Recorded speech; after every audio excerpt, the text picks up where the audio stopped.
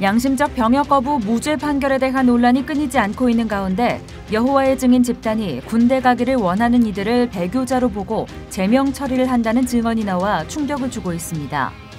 전 여호와의 증인 신도 조모 씨는 이번 대법원의 판결을 납득할 수 없다며 문제의 소지가 많다고 지적했습니다.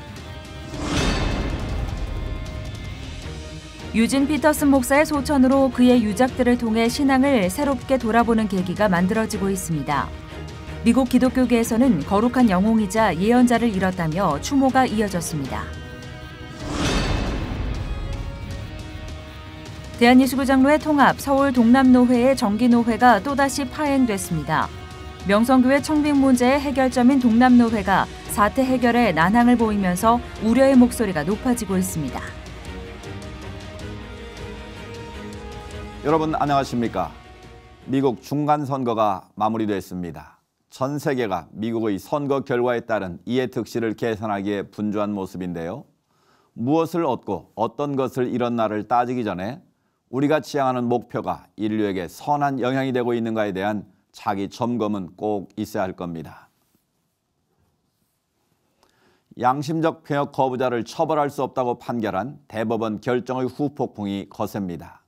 양심에 따라 병역을 거부하는 이들의 99%가 한국교회 대다수 교단이 이단으로 규정한 여호와 증인 신도들인 것으로 알려지면서 문제가 확산되고 있는데요. 그런데 국가와 군대를 사탄으로 규정하는 특정 교리에 따라 군대를 가고자 하는 청년들의 양심은 심각하게 침해받고 있는 것으로 나타났습니다. 김효정 기자의 보도입니다. 어린 시절 가족을 따라 여호와의 증인 신도가 된 조효준 씨는 군 입대를 앞두고 군대를 사탄으로 규정해 입대 거부를 종용하는 종교 사이에서 큰 갈등에 빠졌습니다. 군대 대신 감옥에 가는 것을 받아들일 수 없었던 그는 결국 입대를 선택했고 여호와의 증인 측은 그를 제명했습니다. 저 군대가 그렇게 여호와 증인이 말한 것처럼 사악하다고 생각을 참아 할 수가 없어. 왜 감옥이 더 나은지가 그래서 마지막 순간에 군대에 갈 수밖에 없었습니다. 국가와 군대를 사탄으로 규정하는 여호와의 증인이 군대에 가는 청년들을 집단에서 제명하고 가족들과 친구들도 배교자와 모든 관계를 단절해야 한다는 규정을 강제함에 따라 조 씨는 큰 고통을 겪을 수밖에 없었습니다.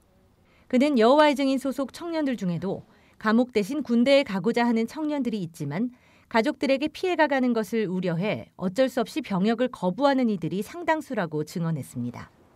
또 최근 양심적 병역 거부자가 형사처벌 대상이 아니라고 판결한 대법원의 결정을 보며 양심적이라는 표현 자체를 사용하는 것이 모순이라고 꼬집었습니다. 여호와 증인 측은 같은 종교 내에서 군대 가는 비양심자로 보고 배교자로 보니까 당연히 다른 종교 사람들은 더 그렇게 보겠죠. 아무리 법률적으로 양심이라는 단어가 다르다고 해도 여호와 증인 측은 진짜 본인들만 양심이라고 생각하고 있으니까 문제가 많은 판결이라고 생각합니다. 양심적 병역 거부자들에 대한 심사의 기준도 문제입니다. 대법원은 판결문에서 양심적 병역 거부를 형사처벌할 수 없는 범주라며 양심은 깊고 확고하며 진실해야 한다는 모호한 기준을 내놨습니다. 심사는 병역 거부자가 직접 소명 자료를 제출하는 형식으로 이루어지는데 조 씨는 이 병을 피하기 위해 여호와의 증인 신도 행세를 할 경우 검증할 수 있는 제도가 전혀 없어 향후 더 큰 혼란을 야기할 수 있다고 말했습니다. 검증이 사실상 완벽할 수가 없어가지고 일단 작정하고 거짓말을 해도 뭐 어떻게 판단할 것인가도 알 수가 없고 여호와 증인 측이 순전히 이득을 위해서 들어간 사람도 있어도 밝혀낼 수단이 없는 게 사실이기 때문에 사실 대책이 없습니다. 작정하고 속이려고 하면. 지난 10년간 병역 활동을 거부한 5,500여 명 중 5,400여 명이 여호와의 증인 신도들인 것으로 나타났습니다. 반사회적, 반국가적 교리를 가진 집단의 행위를 바로잡아야 할 국가가 오히려 특정 종교에 특혜를 주고 세력 확대 기반을 제공하고 있다는 비판이 커지고 있습니다. C채널 뉴스 김효정입니다. 이어서 그 밖의 교계 소식 전해드립니다. 여의도 순복음교회 이영훈 목사가 지난 11월 1일 아시아계 미국인 연합회가 주최하는 올해의 인물상 시상식에서 한미 우호 증진과 남북 평화 협력에 헌신한 공로가 인정돼 세계 종교 지도자상을 수상했습니다. 이영훈 목사는 아시안들과 소수민족을 위해 다양한 활동을 펼쳐온 AAC의 34주년 기념 행사에 참석해 큰 상을 받게 돼 큰 영광이라며 지난해부터 진행해온 한미 지도자 기도회를 더욱 활성화시키고 한미 우호와 남북 통일을 위해 다양한 활동을 펼칠 것을 약속한다고 수상 소감을 밝혔습니다. AAC는 아시아계 미국인 공동체를 위해 사회와 교육, 문화 등 다양한 인도주의적 지원 활동을 펼쳐오고 있으며 현재는 중남미를 비롯한 아프리카 국가들과 협력해 교육 프로그램을 제공하고 빈곤과 에이즈 퇴치에 힘쓰고 있습니다. 유엔 세계 인권선언 70주년을 맞이해 북한에 박해받는 사람들을 기억하고 그들을 위해 기도하는 자카르 코리아가 개최됩니다. 2018년 11월 25일부터 12월 15일까지 21일간 개최되는 이번 행사는 정치범 수용소 해체 촉구 기자회견과 북한 사역 포럼, 미술 전시, 공연 등을 통해 북한의 탄압받는 인권 실태를 다양한 형태로 조명할 예정입니다. 지난 10월 29일부터 6일간 열렸던 자카르 코리아 타오 기도회를 이끈 실무 대표 정베드로 선교사는 남북이 평화를 위한 대화를 이어가는 반면 북한 인권 문제에 대해선 침묵하고 있다며 북한의 탄압받는 인권 문제는 비핵화와 종전선언 등과 나란히 해결해 나아가야 할 문제라고 말했습니다.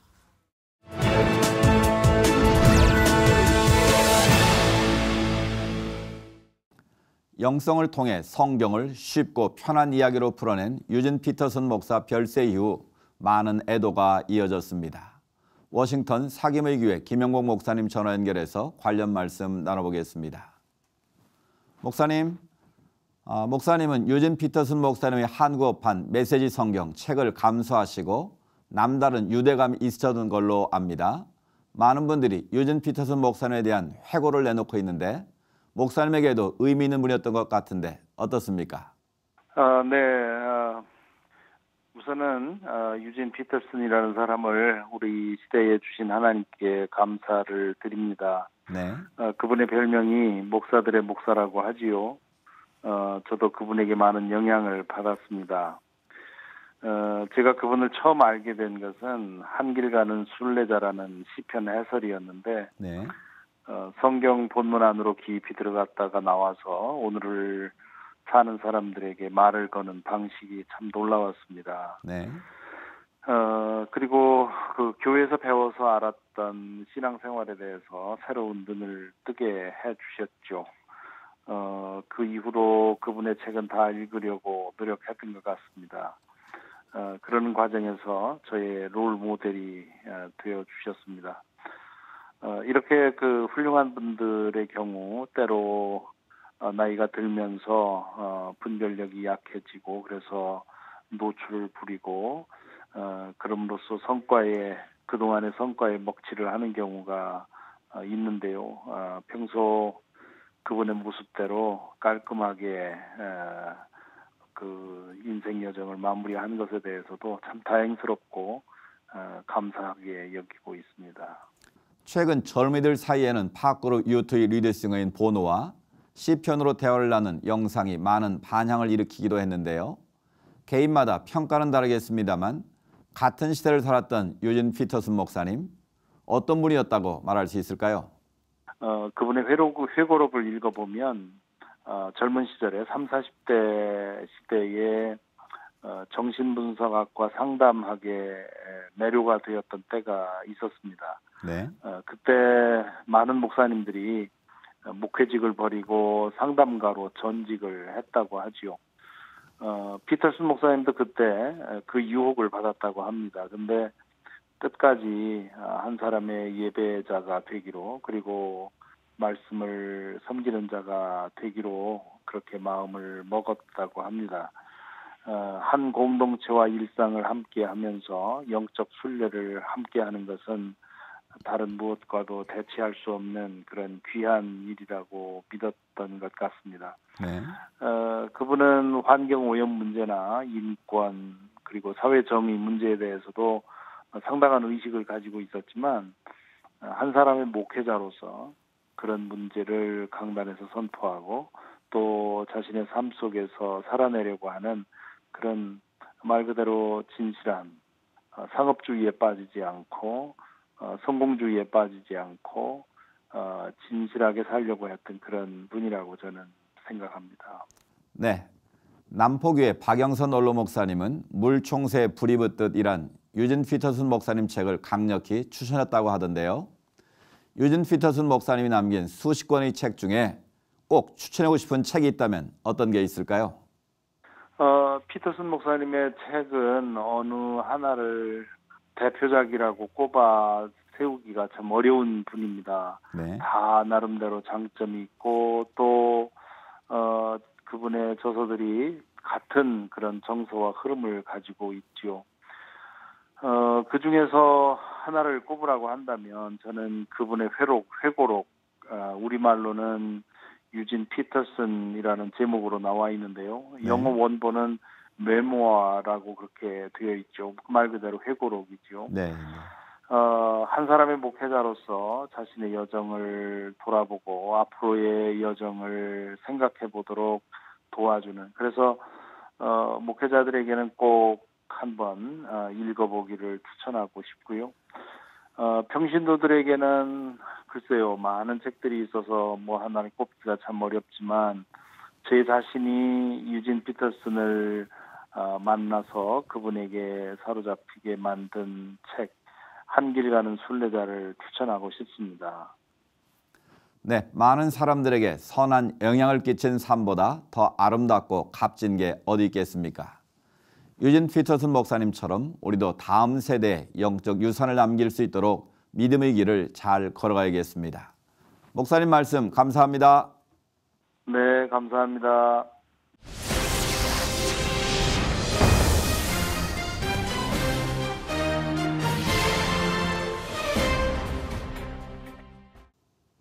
지난 10월 30일 서울 동남로의 정기노회가 있었습니다.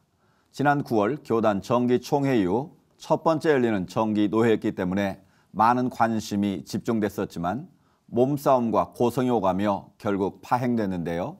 오늘 이슈를 보는 창에서는 예장 통합총회 정치부장을 지내셨고 8호교회를 담임하시는 이정환 목사님 모시고 관련 말씀 나누겠습니다. 목사님 안녕하십니까? 안녕하세요. 목사님, 먼저 시청자 여러분들의 이해를 돕기 위해서 왜 서울 동남로회가 지속적으로 뉴스에 오르고 내리고 있는지 그 이유부터 설명해 주시면 좋겠습니다. 지난해 10월 달 정기노회 때 아마 노회가 명성교회 위 목사 청빙권 때문에 여러 가지 문제가 생겨서 파행된 이후에 정상화돼야 될 텐데 아직까지도 그게 정상화되지 못하고 네. 또 더군다나 이제 명성교회라고 하는 큰 교회가 관련된 문제들이 있기 때문에 사회 여론에서 계속해서 다루고 있지 않는가 그런 생각이 듭니다. 네. 그런 과정을 거쳐서 지난 9월에 총회가 열렸었고요. 또 지난 9월 예장 통합 정기 총회에서 이제 끝난 이후에 한 달 만에 이제 정기 노회가 열린 것 아니겠습니까? 근데 파행이 됐어요. 그 근본 이유가 뭡니까? 노회는 정상적인 회의 절차를 통해서 이루어져야 됩니다. 네. 그런데 이번에 제가 듣기로는 정당한 그 노회 소집권자인 그 고대곤 목사님이 노회를 소집을 했는데 아마 노회가 개회되고 나서 고 목사님의 사회권을 일부에서 부정을 했던 것 같아요. 그 고대곤 목사님은 전 노회장이신가요? 그래서 직전 노회장이신데 직전 노회장. 그래서 네. 이제 헌법위원회에서 노회 소집자라고 하는 합법적인 그런 근거를 마련해서 통보했기 때문에 그 근거에 따라서 노회를 소집을 했는데 그 비대위라고 하는 분들이 아마 사회권을 거부한 것 같습니다. 네. 사회를 거부하면 노회가 진행이 될 수가 없죠. 그렇죠. 또 실제적으로 노회 소집권자라고 하는 것은 노회 계획 공고만을 하는 게 아닙니다. 그래서 실제로 노회를 개회해 가지고 차기 임원을 선출해서 그 임원에게 모든 권한을 이양하고 거기까지가 노회 소집자의 책임입니다. 네. 근데 그거 자체를 부정해 버리니까 아마 그 직전 노회장인 고대곤 목사님으로서는 회의를 어떻게 진행할 수 없는 상황이 돼 버렸겠죠. 네, 그래서 아마 서로 고성이 오가고 또 심지어 뭐 몸싸움까지 일어나고 사내를 선포해서 파행이 된 게 아닌가 생각이 됩니다. 네. 예. 그러니까 목사님 말씀하신 바대로 하면 그 노회 파행의 책임이 고대곤 목사의 사역권을 거부한 비대위 측에 있다. 이렇게 봐도 실제적으로 되겠습니까? 그렇습니다. 네, 네. 제가 볼 때는 그 비대위가 참 지혜롭지 못한 게 자기들이 주장하는 것들을 주장하려고 하면 회무를 진행해야 되는데 회의 자체를 거부하는 것과 똑같은 그 사회권을 인정하지 않기 때문에 더 이상 회무를 진행할 수 없는 상황이 된 거죠. 네. 이번 노회가 산회를 하는 과정에서도 불법이 있었다고요? 그럼 먼저 산회가 무엇인지 좀 설명을 해 주시고요. 또 어떤 점이 적법하지 않았는지 말씀해 주시면 좋겠습니다. 산회라고 하는 것은 우리 장로교 회의 규칙에 예를 들어서 노회를 개회해야 되는데 의사 정족수가 소집이 안 됐을 때는 1시간을 기다렸다가 그래도 충족이 되지 않으면 산회하도록 되어 있습니다. 네. 그 산회라고 하는 것은 글자 그대로 그냥 회의를 진행할 수 없으니까 흩어져라 하는 겁니다. 그런데 이번에 고 목사님이 노회의 산회를 선포한 것은 일단 사회권을 부정하기 때문에 의장이 회무를 더 진행할 수가 없습니다. 예. 의장이 회무를 진행할 수 없는 상황 속에서는 결국 노회원들 간의 마찰과 충돌만 생기기 때문에 제가 볼 때는 산회할 수밖에 없었다 그렇게 생각이 됩니다. 그런데 산회하고 폐회를 사람들이 잘 못 알고 있는 것 같아요. 그럼 산회와 폐회는 어떻게 다른 겁니까? 산회와 폐회는 우리 회의 규칙에 따르면 일반적으로 노회나 총회는 청원된 안건 처리가 끝나면 자동으로 폐회하게 돼 있습니다. 그리고 또 회무가 다 끝났는데 또 뭐 신안건이 있고 이런 경우에는 동의 제청을 받아서 폐회하도록 돼 있습니다. 그러나 산회는 동의가 필요한 것이 아니고 네. 의장의 직관적인 그 판단에 의해서 합니다. 예를 들어서 의장 직권으로요? 그렇습니다. 네. 예를 들어서 우리나라 국회도 여야 간에 계속 싸워요. 본회의장에서. 그러면 의장이 직권으로 그냥 고태 내려치고 땅땅 치고 산회합니다. 끝내죠. 그러고 끝납니다. 네. 그러니까 이게 동의 제청이 필요한 것이 아니고 또 한 가지 산회는 앞으로 다시 회의를 재소집할 수 있다 하는 것을 전제로 합니다. 그렇기 때문에 지금 이제 동남노회가 산회된 상태에 있지만은 고 목사님이 소집권자로서 다시 노회를 소집해서 또 정상화시킬 수 있는 그 길이 있습니다. 네, 네. 또 중요한 건 산회 이후에 비대위 측에서 김수원 목사를 노회장으로 추대하고 노회 임원들을 다 구성한 걸로 알고 있습니다. 그렇게 구성된 노회장이나 임원들이 적법한 겁니까? 제가 볼 때는 참 이해가 안 돼요. 이 목사 장로들이 저도 목사입니다만 왜 그런 발상들을 하는지 모르겠어요. 이미 회의가 산회됐는데 적법한 의장이 더 이상 회의를 하지 않는다라고 선언을 했는데 네. 자기들끼리 모여가지고 뭐 노회장을 뽑고 뭐 임원 선출을 하고 그것도 있을 수도 없는 일이죠. 그리고 네. 또 한 가지는 설령 그 산회된 것을 받아들이지 않고 의장이 다시 회무를 진행했다면 모르겠어요. 네. 근데 의장도 없는데 자기들이 임시의장을 뽑았어요. 법적인 의장이 존재함에도 자기들이 임시의장을 뽑은 것도 불법이고 예. 또 한 가지는 임시의장으로 선택돼서 임시사회를 맡은 사람도 불법이고 또 그분이 선거관리위원장까지 맡아가지고 임원 선거를 했다 그러니까 더 우스운 거죠. 그러니까 처음부터 끝까지 다 불법이네요. 그렇습니다. 제일 중요한 것 중에 하나가 또 하나는 그 회의에 참석한 인원이 문제지요. 그렇죠. 그러니까, 정족수가 돼야 되겠죠. 제가 듣기로는 아마 60~70명 모였다 그랬는데 예. 그날 오전에 개회할 때 308명이 출석을 했다 그랬어요. 그러면 5분의 1도 안 되는 그 인원이 모여가지고 뭘 하겠습니까? 네. 그래서 모든 회의는 과반수 출석에 과반수 의결로 하게 돼 있는데 그것도 위반한 것이고 예. 그러니까 시작부터 끝까지 전부 다 위법한 거죠. 그 김수원 목사가 11월 20일 노회를 소집하겠다고 공고했다가 다시 총회 판결까지 잠정 유보를 했어요. 노회장의 자격으로 이런 권한을 행사하는 것이 이미 말씀하셨지만 적법한 겁니까? 제가 듣기로는 이달 중에 노회를 소집하겠다고 한 것으로 듣고 있습니다. 예. 그런데 이제 총회 판결 이유라는 얘기는 저도 그 글을 읽어봤는데 명성교회 관련 사건에 대해서 총회 판결이 있기 전까지 명성교회 건에 대해서는 일체 언급하거나 다루질 않겠다. 그리고 예. 그 외에 다른 노회 회무는 진행하겠다. 그래서 임시노회를 소집하겠다고 그런 건데 아니 소집할 권한이 없는 사람이 무슨 회의를 소집합니까? 네. 제가 볼 때는 김수원 목사가 조금 실수하는 것 같아요. 이런 것은 다 형사적인 문제가 될 수 있어요. 노회장 사칭을 하는 격이 되거든요. 예. 합법적인 노회장이 아닌데 노회장의 권한을 행사하겠다. 그러면 결국 노회장 사칭이 됩니다. 그래서 자칫하면 이게 우리 교단에는 뭐 사칭 그런 죄는 없지만은 예. 형사 문제로 비화될 수가 있어요. 고소고발될 수 있어요. 그렇군요. 그럼 노회의 모든 회무 진행도 불가하다고 봐야 되겠네요. 그렇습니다. 개회 자체가 불가한데 회무는 뭐 더 불가하죠. 네. 그러다 보면 이제 목사 안수를 비롯해서 교회 내 노회 그 사내 교회들의 여러 행정들을 처리해야 될 텐데 여기에 많은 문제가 일어나겠습니다.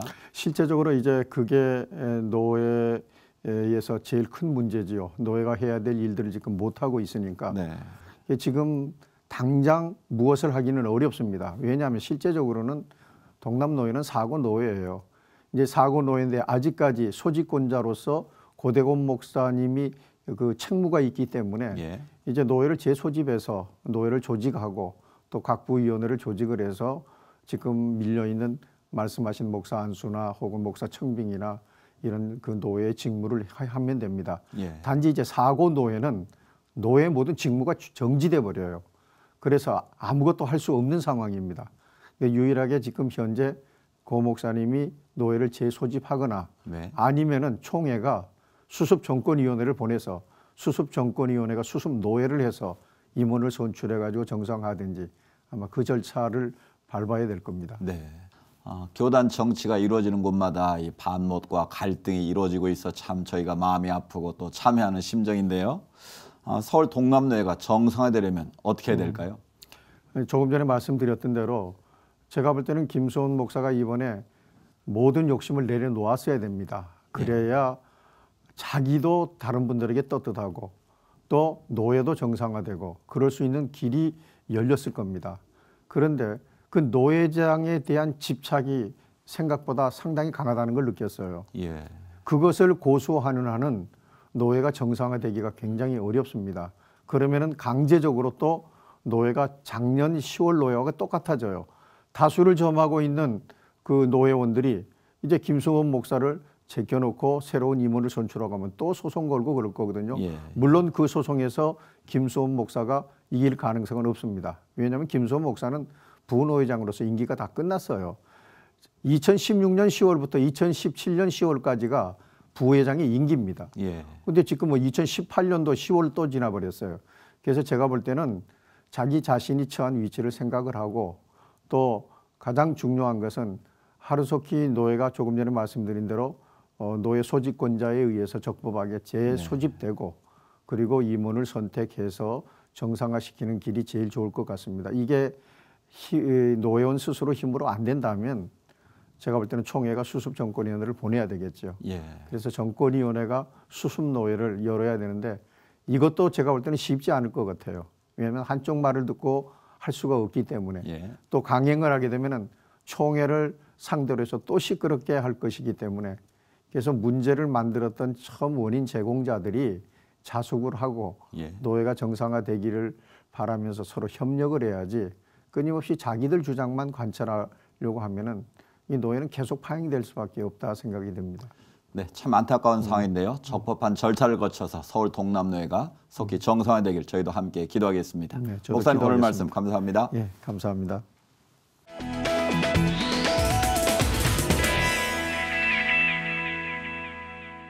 초미세먼지 습격으로 차량 이부제와 노후된 경유차 운행 자제 등 여러 가지 제한 조치들이 실시됐습니다. 절기상 입동을 지내며 겨울을 준비하는 중에 미세먼지 관련 물품들도 좀 챙겨놔야겠습니다. 오늘 순서는 여기까지입니다. 시청해주신 여러분 고맙습니다.